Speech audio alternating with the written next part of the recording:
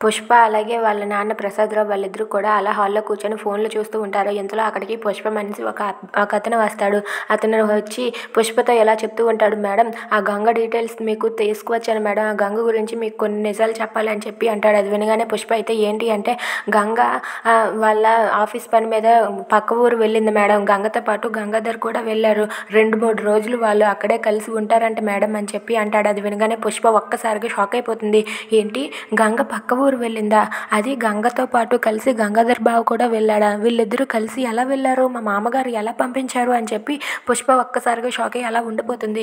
ఇక వాడు ఆ ఇన్ఫర్మేషన్ ఇచ్చేసరికి పుష్ప అయితే నేను ఒక పని చెప్తాను, నువ్వు చేస్తావా అని చెప్పి అంటుంది. ఏంటి మేడం చెప్పండి అని చెప్పి అంటాడు.